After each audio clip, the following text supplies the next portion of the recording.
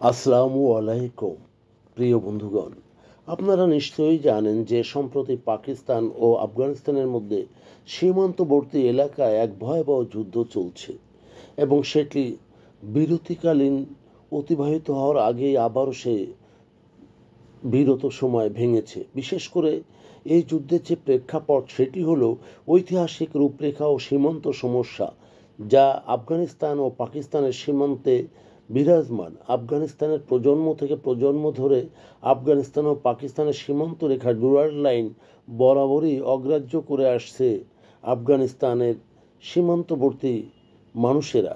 আর এই প্রত্যাখ্যান ও সীমান্ত স্বরূপ গণ্ডি বিষয়ক বিরোধী সর্বদাই দুই দেশের মধ্যে শত্রুতার প্রধান উৎস। এছাড়াও রয়েছে টিটিপি ও সীমান্ত সন্ত্রাসবাদ কার্যক্রমে আফগানিস্তানের সহায়তার অভিযোগ, যা পাকিস্তান করে আসছে।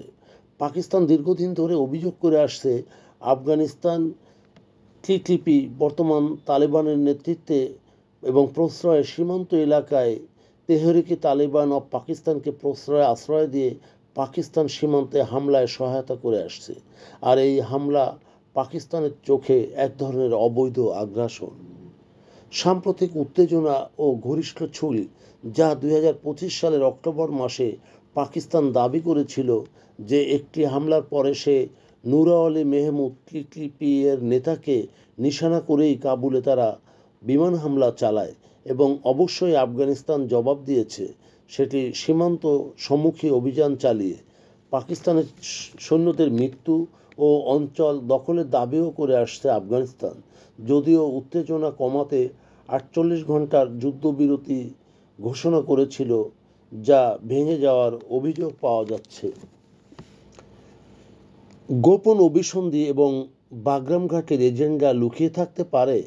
বাগরাম ঘাটের জন্য মার্কিন যুক্তরাষ্ট্রের প্রেসিডেন্ট ট্রাম্পের যে আগ্রহ, সেটিকে কেন্দ্র করে এই আক্রমণের সম্ভাব্য কিছু থাকতেই পারে পর্যবেক্ষকদের ধারণা। কারণ সম্প্রতি মার্কিন যুক্তরাষ্ট্রের সাথে বেশ কয়েকটি বড় ধরনের চুক্তি নিষ্পন্ন হয়েছে পাকিস্তানের। অর্থাৎ পাকিস্তান ও যুক্তরাষ্ট্র দুটি দেশই পরীক্ষিত মিত্র দেশ, যদিও এটি নিয়ে বিশেষ বাহিনী বা বিশেষ অভিযান কোনো প্রস্তুতি দৃশ্যমান হয়নি বা জনসমক্ষে প্রকাশ হয়নি। পাকিস্তান যদি সীমান্ত বা আফগান অভ্যন্তরে এমনভাবে গোপন অভিযান চালায়, তাহলে তা হবে অপ্রত্যাশিত, সীমিত বা কাঠামোগত, যেমন হাইড্রোন হামলা, বিশেষ বাহিনীর অনুপ্রবেশ, গ্যাস বা আঘাতমূলক অবকাঠামো নিশানা ইত্যাদি। তবে বিভিন্ন সম্ভাব্য পরিণতি ও চ্যালেঞ্জ রয়েছে, যেমন উত্তেজনা বৃদ্ধি ও আঞ্চলিক বিস্তার। সেটি হলো সীমান্ত সংঘর্ষ যদি দীর্ঘায়িত হয়, তাহলে তা হবে মধ্য ও দক্ষিণ এশিয়ার ভূ রাজনৈতিক উত্তেজনায় পরিণত হতে পারে, যা উদাহরণস্বরূপ ভারত, ইরান, চীন, মার্কিন যুক্তরাষ্ট্র এখানে সক্রিয় হস্তক্ষেপে উৎসাহী হতে পারে। আভ্যন্তরীণ দুরবস্থা ও জনহানি, এটি সীমান্ত অঞ্চল বসবাসকারীদের পালিয়ে যাওয়া, যা সম্প্রতি তাদের পালিয়ে যেতে দেখা গেছে। বিশেষ করে অবকাঠামো ধ্বংস ও জনজীবনে বিপর্যয় দেখা দিতে পারে।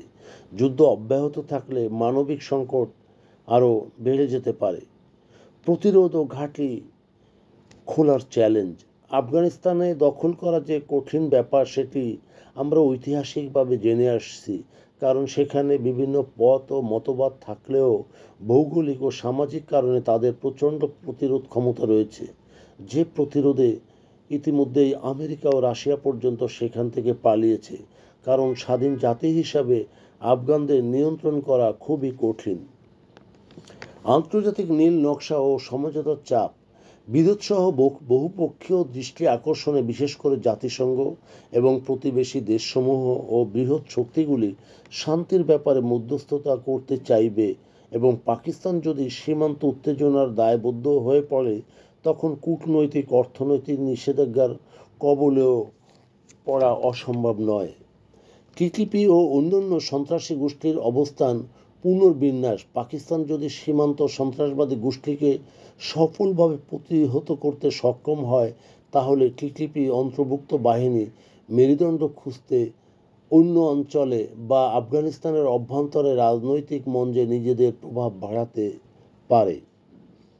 আভ্যন্তরীণ পাকিস্তানের নিরাপত্তা ও আর্থিক ঝামেলা, কারণ সীমান্ত যুদ্ধ নিয়ন্ত্রণে পাক নিরাপত্তা বাহিনীর জন্য অতিরিক্ত বোঝা হিসেবে আর্থিক ব্যয় ও জনমতের চাপ সৃষ্টি করবে। এতে করে দেশের অভ্যন্তরে অশান্তি দেখা দেবে, বিরোধী দলীয় লোক রাজপথে নেমে আসবে এবং গোটা পাকিস্তান হয়তো মুদ্রাস্ফীতি, অভাব বা দারিদ্র্য বেড়ে যাওয়ার সম্ভাবনা দেখা দেবে।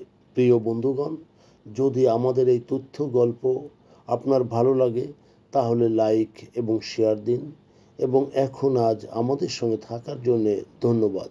আমাদের ফলো দিন এবং সাবস্ক্রাইব করুন।